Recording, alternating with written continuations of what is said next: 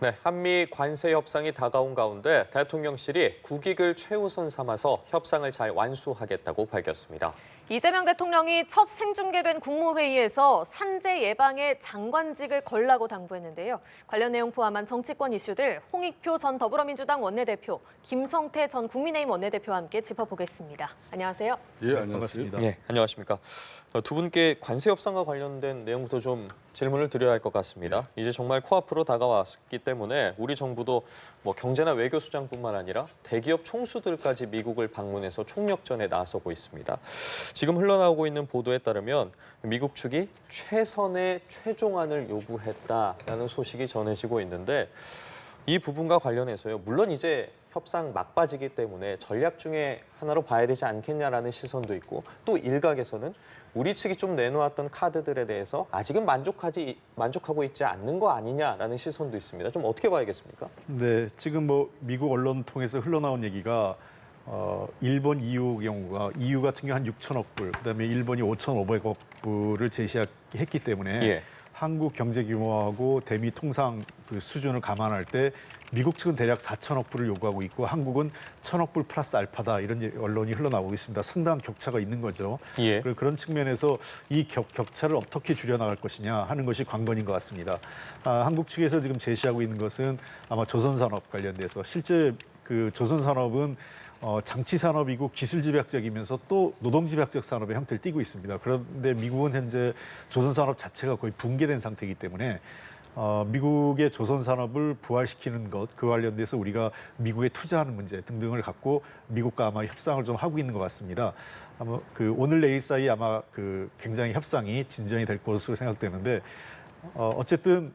저는 미국이 제시한 수준과 한국이 제시한 수준의 어느 선에서 결정이 날지가 관건이라고 생각을 하고 현재로서는 상당히 예측하기는 어렵지만 그래도 협상은 결론을 낼 수밖에 없지 않느냐 생각을 합니다. 예, 짚어주신 것처럼 어쨌든 이제 협상 막바지기 때문에 서로가 원하는 것들을 이제 조금이라도 더 갖기 위해서 굉장히 최선을 다하지 않겠습니까? 그렇습니다. 예. 미국 같은 경우는 1930년대에 그 스무트 할리 간세법이라는 게 있어요. 그때 이제 자국 산업 보호라는 그 명목 하에서 그때 약 한 2만 개 수입 상품에 대해서 59%에서 최고는 400%까지 달하는 그런 초고율 관세 정책을 그때 팽 경험이 있는 나라예요. 그래서 이제 사실 그 이전까지만 하더라도 미국 같은 경우는 이 자유무역주의 기조 아래서 낮은 관세 정책을 유지했거든요. 그런데 사실상 이 스무트 할리 관세법 만들고 난 이후에 일종의 보복 관세 전쟁이 벌어진 겁니다. 지금 같은 경우도 처음 시작은 미국하고의 패권주의지 않습니까?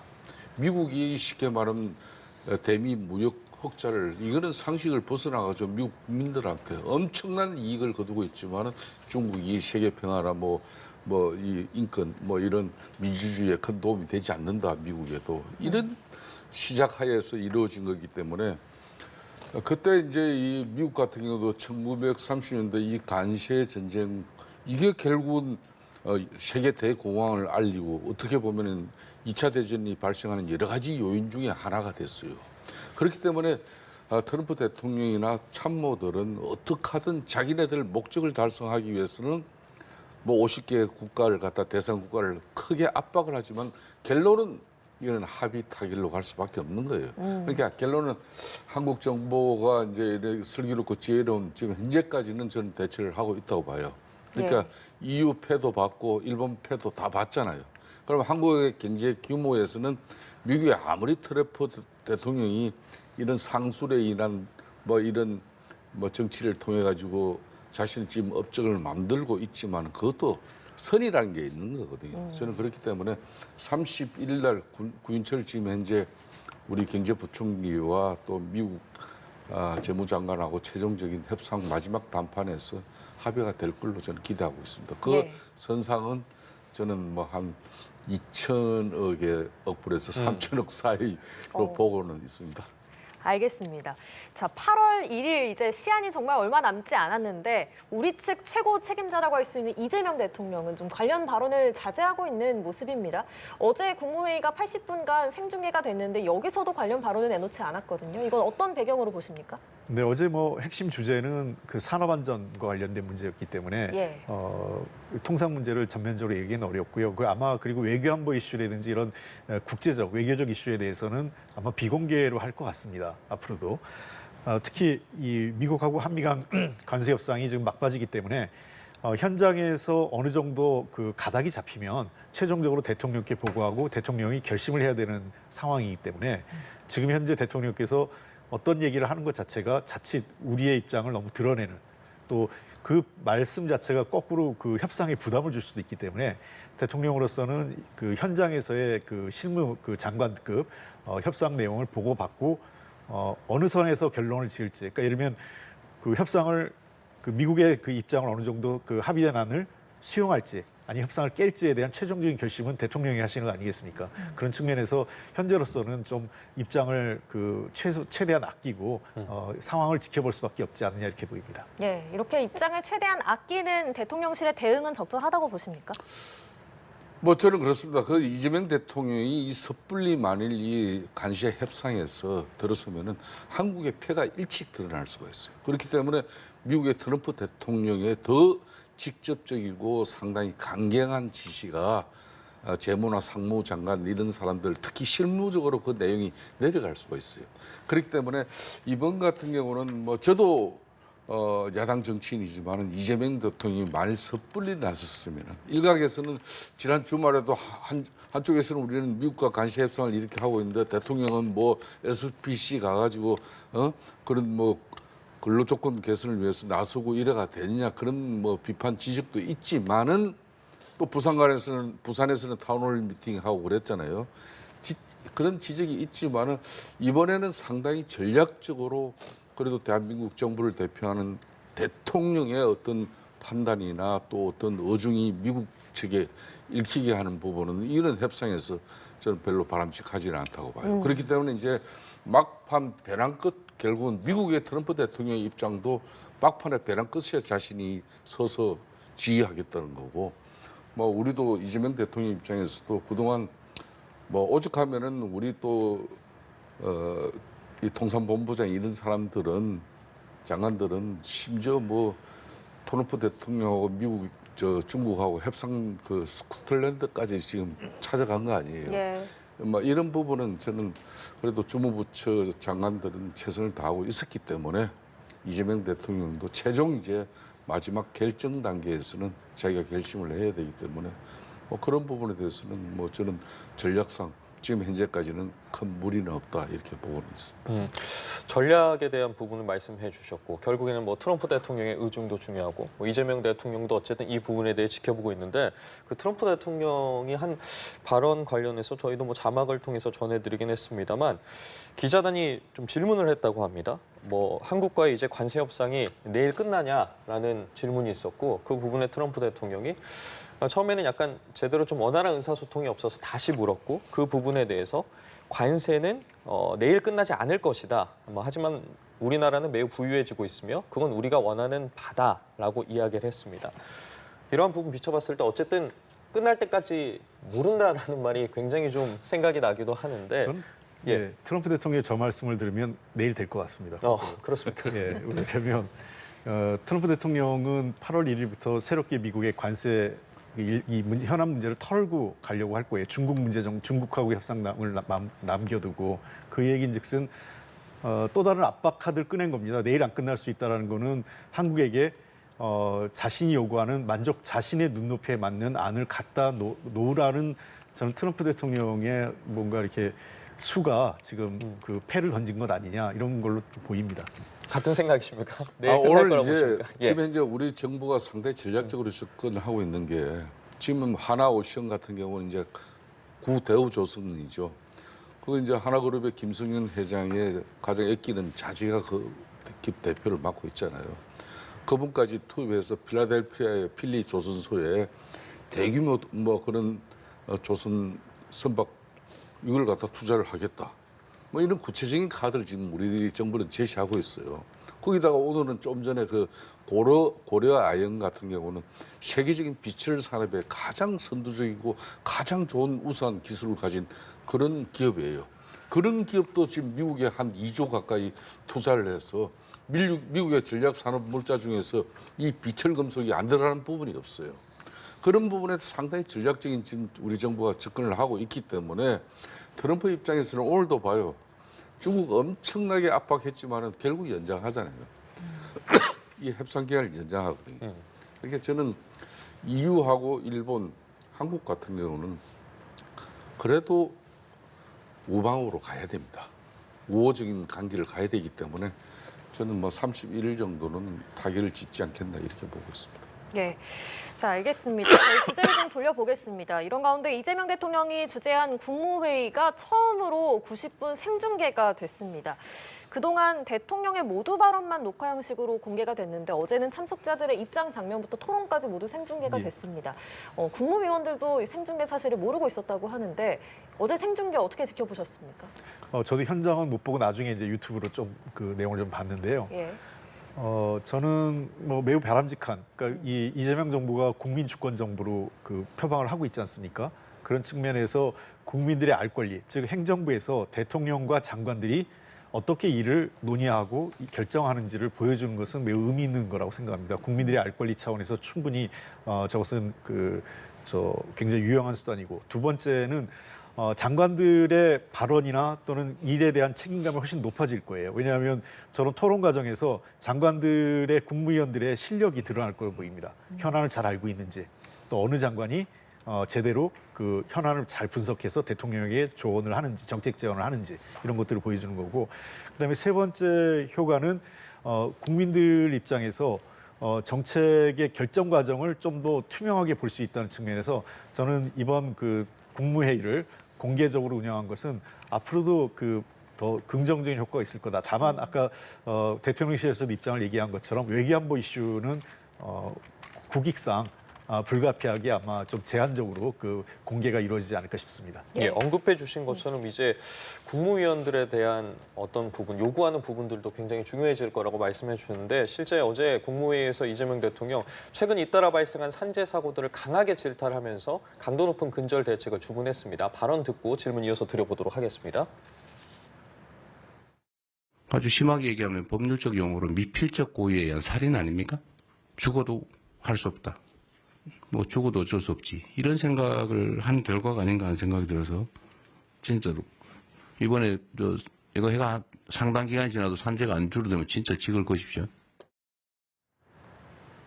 예, 앞서 질문을 드렸던 것처럼 90분 동안 국무회의가 생중계로 공개가 됐습니다. 그 공개된 장면 속에서 나온 이재명 대통령의 발언인데 산재 사망 사고를 두고 이러한 부분이 좀 미필적 고의에 의한 살인이다. 강도 높게 질타를 했습니다. 김영훈 고용노동부 장관을 향해서 산재가 줄지 않으면 장관직까지 걸라고 이야기를 했는데 이 과정 역시도 생중계로 중계가 됐거든요. 좀 전체적인 장면 어떻게 보셨습니까? 그러니까 이제 이재명 대통령이 국무회의를 저렇게 이제 사상 생중계 방식으로 국민들에게 이렇게 공개해버린 저 국무회의 방식은 대한민국 헌정 역사상 지금 아마 처음이에요.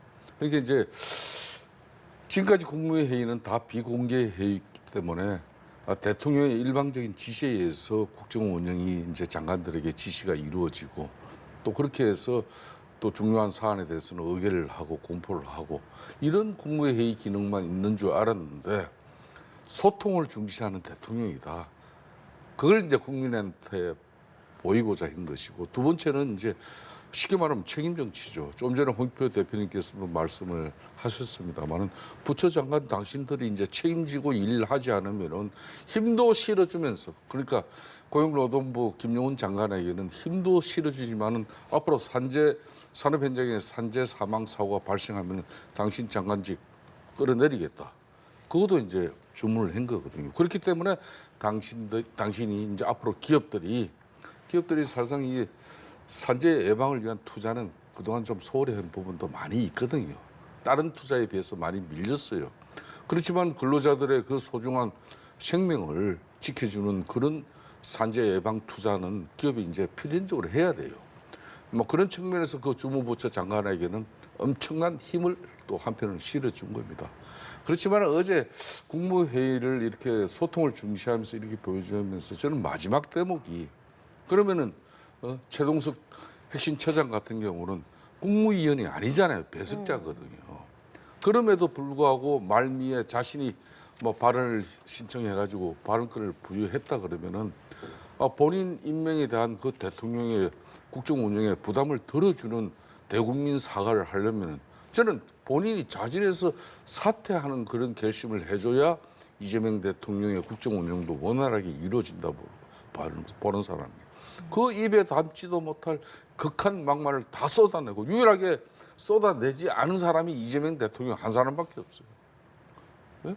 어떻게 대통령 비서실장, 그 정무수장 이런 모든 분들에 대해 그 거친 막말을 다 해놓고 어제 사과하는 방식이 그게 요새 유명해지고 있어서 대단히 죄송하다. 이게 국민을 조롱하는 겁니까? 아니면 이걸 누가 사과로 보는 겁니까? 이 부분에 대해서는 이재명 대통령이 어제 보여줄 거 다 보여줬어요. 국민들 앞에서. 그렇기 때문에 신속한 경질의 판단을 저는 이참에 요구하는 입장입니다. 네, 말씀하신 그 최동석 인사혁신처장의 발언 좀 상당히 길게 이어졌는데 뭐 유명해지고 있어서 죄송하다 이런 얘기도 있었고 그 산재에 대한 자신의 이야기를 좀 길게 했습니다. 그런데 이제 도중에 이재명 대통령이 결론만 말하라 이렇게 말을 끊는 장면도 포착이 됐었는데 어제 그 발언은 어떻게 보셨어요? 자, 우선 불필요한 얘기했어요.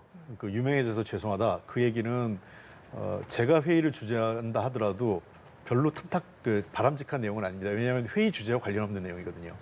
그리고 방식도 좀 적절치 않았고요. 아까 김성태 대표님 지적하신 것처럼 그러려면 그렇기 때문에 나중에 그 회의 끝나고 나서 오후 늦게 정식으로 공식 사과문을 최동석 인사처장이 발표했지 않습니까? 예.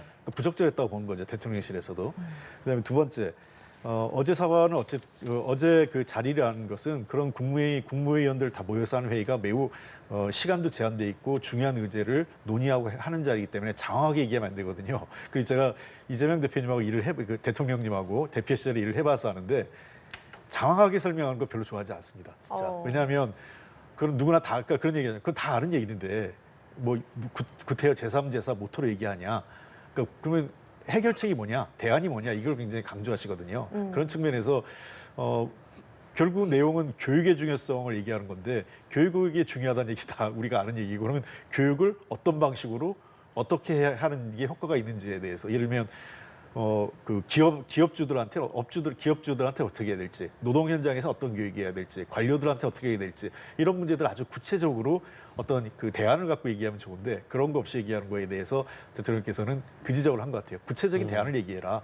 이 자리가 그냥 장황하게 그 강의하거나 어떤 뭐 누구를 설득하는 자리가 아니기 때문에 이런 말씀을 하신 것 같습니다. 그래서 이 노동자 산재와 관련돼서는 저는 여러 가지 방식의 접근이 필요하다고 봐요. 어제 그래서 기재부 장관이 저 정부 그 발주 사업에 입찰을 제한한다든지 이거 굉장히 구체적인 아니고 또 ESG를 활용한 기업에 대한 평가, 그다음에 금융위에서 뭐 여러 가지 안들에 대해서는 긍정적으로 밑줄까지 보면서 평가를 했거든요. 그래서 앞으로 이 산업재해를 줄이는 데에서는 고용노동부가 중심적 역할을 해야 되겠지만 고용노동부 외에도 행정안전부, 그다음에 그 경제 관련 부처 그리고 더 나가서 지방자치단체의 협력도 필요하지 않을까 생각을 합니다. 예, 알겠습니다. 말씀해 주신 부분을 좀 더 질문을 좀 드려보자면 지금 최동석 인사혁신처장이 어쨌든 오후에는 사과문을 배포를 했습니다. 국민의힘에서는 이 부분과 관련해서 결국에는 사퇴를 해야 된다라고 이야기를 하고 있지 않겠습니까? 좀 어떤 방식으로 흘러갈 것으로 보십니까? 최영 문체부 장관 같은 경우도 상당히 이 부처 자체가 문화체육관광 분야 쪽입니다. 그러니까 상당히 국민들 감성에 상당히 영향을 많이 주는 부처예요. 그렇기 때문에 이미 그 문화체육관광부 이렇게 관련 단체나 여기에서도 아니 전문성을 전혀 배제한 가운데 기업인 출신을 앉혔거든요. 이런 경우는 잘 흔치가 않았어요. 그렇기 때문에 그 논란 자체도 많지만은 국회에서 인사청문 과정에서 본인이 물론 사과도 하고 또 신중하지 못한 과거의 뭐 은행의 부분에 대해서도 또 사과도 많이 했어요. 그렇지만 이 내용 자체가 물론 기업을 하시는 사람이었기 때문에 그런 수준 높은 공직자 후보자로서의 도덕성 확보를 위한 사전 준비는 전혀 없었던 것은 사실이에요. 그 부분에 대해서 이재명 대통령이 이제 어떻게 판단할 것이냐.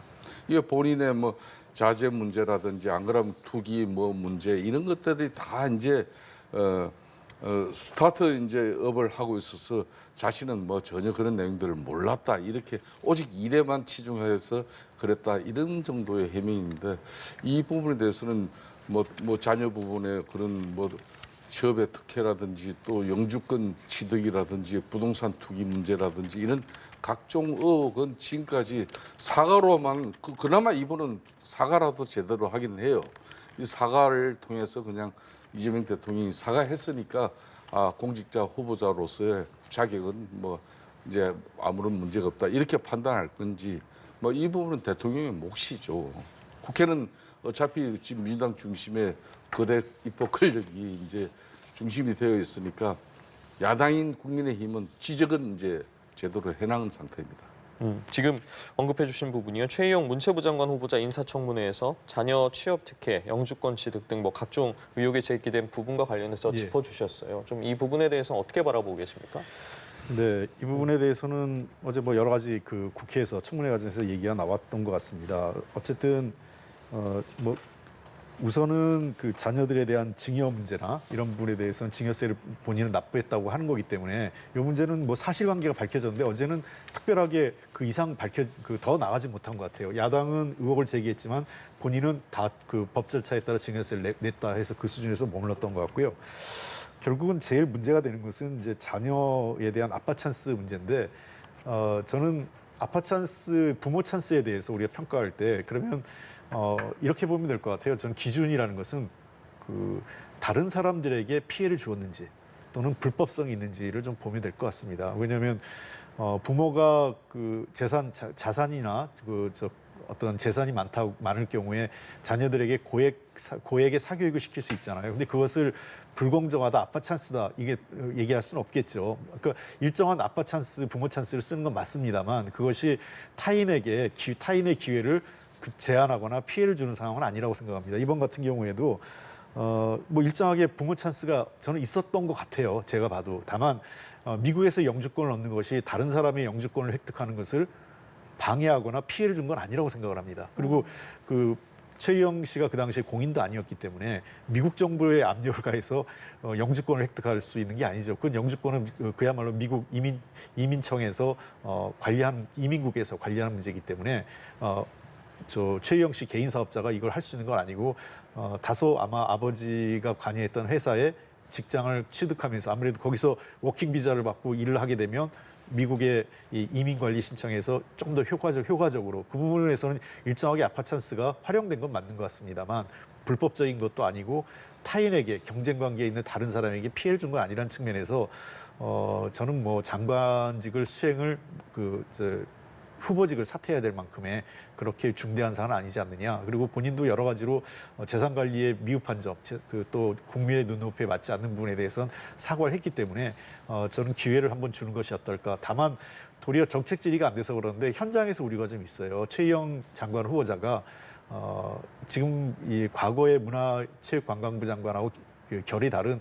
순전히 사업가 출신이다 보니까 문화 현장에선 문화예술 부분에 대한 이해가 있을까? 이걸 너무 비즈니스 마인드, 사업 마인드만 접근할 경우에 문화체육에 대한 어떤 그 지원이 다소 왜곡되지 않을까? 그냥 그야말로 돈 되는 데만 지원하고 그렇지 않은 데 지원하지 않는 것 아니냐 이런 우려가 있기 때문에 그런 부분에 대해서 도리어 장관 후보자가 한 번 정도는 자신의 문화체육 관광에 대한 어떤 정책에 대한 철학, 비전을 한번 얘기해 주는 게 좋지 않을까 생각합니다. 알겠습니다. 자, 이 부분도 짚어보겠습니다. 정부와 민주당이 윤석열 정부가 낮췄던 법인세율을 다시 인상하는 방침을 확정을 했습니다. 법인세 최고세율을 윤석열 정부 이전인 25%로 다시 높이기로 했는데 증세가 아니라 정상화다 이렇게 표현했었더라고요. 어떻게 보십니까? 저는 이제 이재명 대통령이 처음에 이제 취임하고 난 이후에 여러 가지 이제 국민 소통과 또 안정 그리고 균형을 위해서 뭐 다각적인 뭐 인사와 또 기업에 관한 그런 인식 이런 부분이 이제 드러났는데 의외로 친기업적인 뭐 그런 행보를 해서 크게 우려를 더했어요. 뭐 이분이 이제 친노동적인 어떤 그런 인식을 가지고 산업 현장의 그런 산재 사고 예방을 위해서 지난 일요일 또 기업을 방문해가지고 그런 특단의 조치를 취한 부분, 뭐 이런 부분에 대해서는 제가 크게 뭐 비판하고 싶은 생각은 없어요. 그렇지만은 불과 아직까지 1년도 안 됐는데 이 이제 결국은 정시회의의 가장 핵심 요인을 갖다 기업 법인세에서 지금 찾고 있는 거거든요. 그러니까 이제 불과 이제 얼마 전에 우리가 전 국민들에게 지금 이제 15만 원씩 그 이제 민생회복 소비책이군요. 민생회복 지원금을 우리가 했잖아요. 그게 한 14조 가까운 또 국가 재원이 들어갔잖아요. 그렇게 그런 돈을 그렇게 또 대통령이 쉽게 결심해놓고 그 방안을 결국은 기업의 법인세 인상으로서 이렇게 최고 세율을 24에서 25로 올리는 걸로 바로 이렇게 결정을 해버리고 민주당은 집권당은 그걸 신속하게 국회에서 그렇게 뒷받침을 또 해줘 버리고 이러면은 지금 야당이 뭐 제대로 된 힘을 쓸 수 없는 구조라는 건 우리 국민들이 다 알고 있잖아요. 그러면 이게 기업이 지금 그렇지 않아도 지금 대한민국 경제가 오늘도 지금 현재 세계은행에서는 또 다시 0.1% 대한민국의 예. 경제 성장률을 낮춰버렸어요. 그런 상태인데 그럼 기업이 지금 현재 기업의 경제 여건, 경영 여건이 조금이라도 나아지고 개선이 돼줘야 이게 쉽게 말하면 세금을 많이 법인세를 많이 낼 수 있는 여건이 되는데 그렇지 않고 자꾸 이게 기업의 법인세 인상을 갖다 이렇게 쉽게 때려버리면 기업의 이제 의욕이 꺾여버려요. 그러면 이게 결국은 우리가 시장에 영향을 미치고 고용 불안까지 계속 야기될 수도 있거든요. 그렇기 때문에 이번에 저는 이 정세 정책을 법인세를 인상으로 너무 쉽게 판단한 부분에 대해서는 대단히 좀 아쉽다, 안타깝고 이런 판단이 드는 거죠. 네, 반시장 입법이다, 기업의 의욕을 꺾는다 이런 비판에 대해서는 어떤 말씀 주시겠어요?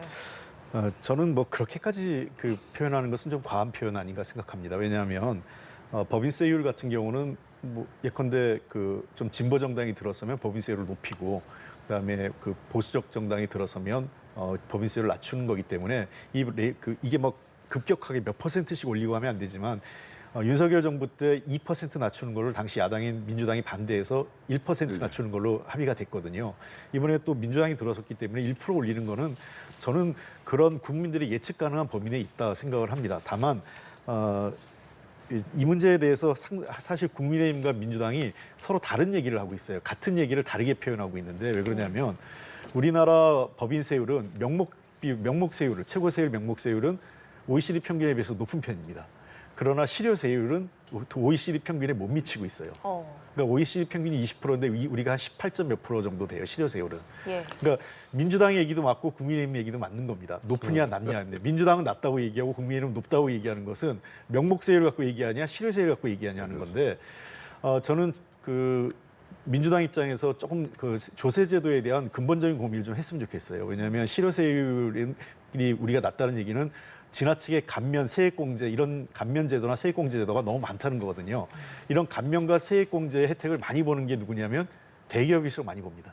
왜냐하면 R&D 투자 이런 것들 혜택을 보기 때문에 중소중견기업은 거의 혜택을 못 봐요. 그래서 법인세를 올리면 도리어 중소중견기업이 더 피해를 보는 경우가 있어요. 명목세율을 네. 높일 때. 그래서 저는 명목세율은 명목세율대로 뭐 하되 좀 더 그 감면제도나 그 세액공제제도를 정돈을 해서 실효세율을 좀 높이는 그래서 OECD 평균에 맞추는 것이 보다 현실적인 접근이 아닐까 이런 생각을 합니다. 예, 알겠습니다. 오늘 두 분 말씀은 여기까지 듣겠습니다. 지금까지 홍익표 전 더불어민주당 원내대표, 김성태 전 국민의힘 원내대표와 함께했습니다. 두 분 고맙습니다. 고맙습니다.